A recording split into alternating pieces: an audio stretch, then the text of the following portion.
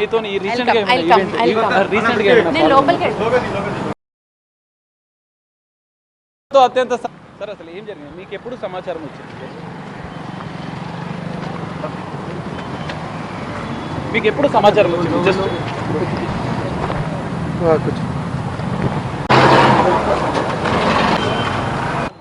అసలు ఏం జరిగి ఉంటుంది నాకేంది ఏమైనా షేర్ చేసిరా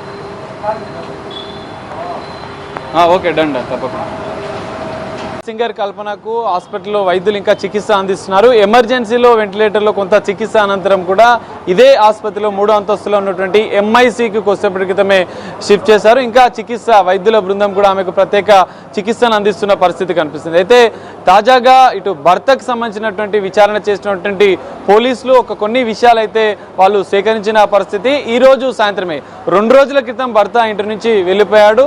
అయితే వెళ్ళిపోయిన అనంతరం కూడా తనతో టచ్లోనే ఉంది. కానీ ఈ రోజు సాయంత్రం భర్తకు ఫోన్ చేసినటువంటి కల్పన తను జనరల్గా మెంటల్ రిఫ్రెష్ కోసం ఒక సోలో ఫ్రెష్ అనేటువంటి ఒక టాబ్లెట్ని కూడా తీసుకుంటుంది. సో అది రెగ్యులర్గా తీసుకుంటుంది.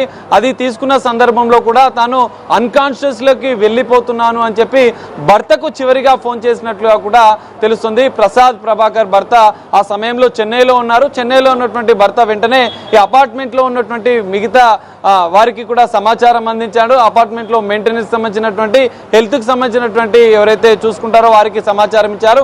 వెంటనే వారి సహకారంతో పోలీసులు కూడా సమాచారం అందుకొని అక్కడికి చేరుకొని లోపల డోర్ని కూడా పలగొట్టి లోపలికి వెళ్ళిన పరిస్థితి. అయితే ఆమె కొంత అపస్మారక స్థితిలోనే బెడ్పై ఉన్న నేపథ్యంలో అటు సోలో ఫ్రెష్తో పాటుగా మరికొన్ని టాబ్లెట్స్ కూడా అక్కడ ఉన్నట్లుగా కూడా పోలీసులు గుర్తించారు. ఆమె రెగ్యులర్గా మెంటల్ రిఫ్రెష్మెంట్ కోసం తీసుకునేటువంటి టాబ్లెట్స్ని మరి ఎక్కువ మోతాదులో ఏమైనా తీసుకుందా అనేది కూడా పోలీసులు ఇంకా విచారిస్తున్న పరిస్థితి. కొద్దిసేపటి క్రితమే భర్త ప్రసాద్ ప్రభాకర్ని కూడా ఆసుపత్రికి తీసుకొచ్చిన పరిస్థితి. ఆసుపత్రికి తీసుకొచ్చిన అనంతరం మరోసారి ఇంటికి తీసుకెళ్లారు. పోలీసుల విచారణ అయితే ఇంకా కొనసాగుతుంది. అయితే ఆమెకు సన్నిహితంగా ఉండేటువంటి కొంతమంది సింగర్స్ అయితే ఇప్పటికే ఆసుపత్రికి చేరుకున్నారు. ఇటు కారుణ్య కావచ్చు, ఇటు సింగర్ సునీత, శ్రీకృష్ణ, గీతా మాధురులు కూడా ఇక్కడికి ఆసుపత్రికి చేరుకొని ఆమె ఆరోగ్య పరిస్థితిని కూడా వారు వైద్యులను అడిగి తెలుసుకుంటున్న పరిస్థితి కనిపిస్తుంది. ఇంకా ఆసుపత్రి ఎమర్జెన్సీలో ట్రీట్మెంట్ ఇచ్చిన అనంతరం కూడా ఐసీయూకి షిఫ్ట్ చేయడంలో ప్రత్యేక వైద్య బృందం కూడా ఆమెకి ఇంకా చికిత్స అందిస్తున్న పరిస్థితి కనిపిస్తుంది. పోలీసుల విచారణ కూడా ఇంకా కొనసాగుతుంది. ఇప్పటికే సన్నిహితులు మాత్రం ఇక్కడికి చేరుకుంటున్నారు. ఇటు కల్పన ఆత్మహత్య యత్నం చేసుకుందా లేదంటే ఆమె రెగ్యులర్గా తీసుకునేటువంటి ఈ సోలో ఫ్రెష్ సంబంధించినటువంటి టాబ్లెట్ మెంటల్ రిఫ్రెష్మెంట్ కోసం రెగ్యులర్గా తీసుకుంటుందని చెప్పి పోలీసుల విచారణలో భర్త చెప్పిన అంశాల ఆధారంగా కూడా పోలీసుల ఇంకా విచారణ చేస్తున్నారు. ఎందుకంటే ఆమె రెగ్యులర్గా తీసుకునే మెడిసిన్స్ వల్లనే ఆమె అపస్మారక స్థితిలోకి వెళ్ళిందా, అన్కాన్షియస్లోకి వెళ్ళిందా, లేదంటే ఇంకా ఏమైనా ఇతర కారణాలు ఉన్నాయా అనేది కూడా తేలాల్సి ఉంది. అయితే 2 రోజుల క్రితం ఆమె తన పెద్ద కూతురుతో కూడా ఫోన్లో మాట్లాడినట్లుగా కూడా పోలీసులు చెబుతున్నారు. ఇటు భర్త కూడా విచారణలో చెప్పిన పరిస్థితి కూడా కనిపిస్తుంది. వారి మధ్య ఏమైనా కొన్ని చిన్న డిస్టర్బెన్సెస్ కూడా తల్లి కూతురికి ఉన్నట్లుగా కూడా పోలీసులు ప్రాథమికంగా భర్త స్టేట్మెంట్ ఆధారంగా కూడా గుర్తించారు. మరి ఎలాంటి కారణాలు ఆమె అన్కాన్షియస్లోకి వెళ్ళడానికి గల ప్రధాన కారణాలు ఏంటి అన్న కోణంలో అయితే ఇంకా పోలీసుల విచారణ అయితే కొనసాగుతుంది. మరోవైపు వైద్యులు కూడా ప్రత్యేక బృందం కూడా ఆమెకి ఇంకా చికిత్స అందిస్తున్న పరిస్థితి. ఆసుపత్రి వద్దకు ఆమెకు అత్యంత సన్నిహితంగా ఉండే సింగర్స్ కూడా చేరుకొని ఆమె ఆరోగ్య పరిస్థితిని అయితే తెలుసుకుంటున్నారు. అయితే పోలీసుల దర్యాప్తుల అనంతరం కూడా కొన్ని విషయాలు కూడా బయటపడే అవకాశం ఉంది. ఎందుకంటే ఇప్పటికే అపార్ట్మెంట్ వాసులు కూడా చెప్తున్నారు వాళ్ళు భార్యాభర్తలు కలిసే ఉంటారు కానీ ఎప్పుడు ఎక్కువ సమయం మాత్రం ఇక్కడ మాకు కనిపించరు. ఎందుకంటే ఆయన తరచుగా కేరళ, చెన్నైకి వెళ్తుంటాడు. మరి వాళ్ళిద్దరికి మధ్య ఏం జరిగిందనేది కూడా తమకు తెలియదు. కానీ 2 రోజుల క్రితం మాత్రం తను అటు చెన్నై వెళ్ళిపోవడం, చెన్నై వెళ్ళిన అనంతరం ఈ రోజు సాయంత్రం కల్పన స్వయంగా తన భర్తకి ఫోన్ చేసి తాను తీసుకునేటువంటి టాబ్లెట్స్ తీసుకున్నాను కానీ తనకు కొంచెం మెంటల్ రిఫ్రెష్మెంట్ కోసం ఆ టాబ్లెట్స్ కూడా తరచుగా తీసుకుంటుందని చెప్పి కూడా తెలుస్తుంది. అయితే ఈ నేపథ్యంలోనే దానికి సంబంధించిన డోస్ ఏమైనా ఎక్కువగా తీసుకుందా అనేది కూడా తేలాల్సి ఉంది. ఎందుకంటే రెగ్యులర్గా తీసుకునే టాబ్లెట్స్ అయినప్పటికీ అపస్మారక స్థితిలోకి వెళ్ళడానికి కారణాలేంటి, మరి డిప్రెషన్లో ఏమైనా గురైందా, ఎందుకంటే ఇప్పటికే కూతురితో కొన్ని చిన్న విభేదాలు ఉన్నట్లుగా కూడా పోలీసులు భర్త ద్వారా స్టేట్మెంట్ తీసుకున్న విచారణలో కూడా ఇలాంటి విషయాలు తెలుసుకున్న పోలీసులు కూడా ఈ 2 కోణాల్లో ఇంకా దర్యాప్తు అయితే కొనసాగుతుంది. భర్త ఇచ్చిన స్టేట్మెంట్ ఆధారంగా ఓవైపు విచారణ కొనసాగుతుంటే మరోవైపు ఆసుపత్రి వద్ద కూడా ఇటు ఆమెకు సన్నిహితుల ఆమెకు ఎక్కువగా క్లోజ్గా ఉండే సింగర్స్ కూడా ఆసుపత్రి వద్దకి వచ్చి ఆమె ఆరోగ్య పరిస్థితిని అయితే తెలుసుకుంటున్నారు. అయితే పోలీసుల దర్యాప్తులో కీలక విషయాలు బయటపడే అవకాశం ఉంది. మరోవైపు ఆసుపత్రి వర్గాలు కూడా ఆమె హెల్త్కి ఆరోగ్యానికి సంబంధించినటువంటి ఒక కీలక ప్రకటన మరికొద్ది సేపట్లో వాళ్ళు వెల్లడించే అవకాశం ఉంది. ఎందుకంటే ఎమర్జెన్సీకి వచ్చిన అనంతరం కూడా వెంటిలేటర్ పైన ట్రీట్మెంట్ ఇచ్చినటువంటి వైద్యులు అనంతరం ఆమె కుటుంబ సభ్యులకు సమాచారం అందించడం, ఇటు భర్తకు పోలీసులకు సమాచారం అందించిన అనంతరం కూడా ఇటు కల్పనని 3వ అంతస్తులో ఇదే హాస్పిటల్ హోలిస్టిక్ ఆసుపత్రిలో ఉన్నటువంటి 3వ అంతస్తులో ఎంఐసీకి అయితే షిఫ్ట్ చేశారు. ఇంకా చికిత్స కొనసాగుతుంది. మరికొద్ది సేపట్లో ఇటు వైద్యులు ఒక ప్రకటన విడుదల చేసే అవకాశం ఉంది.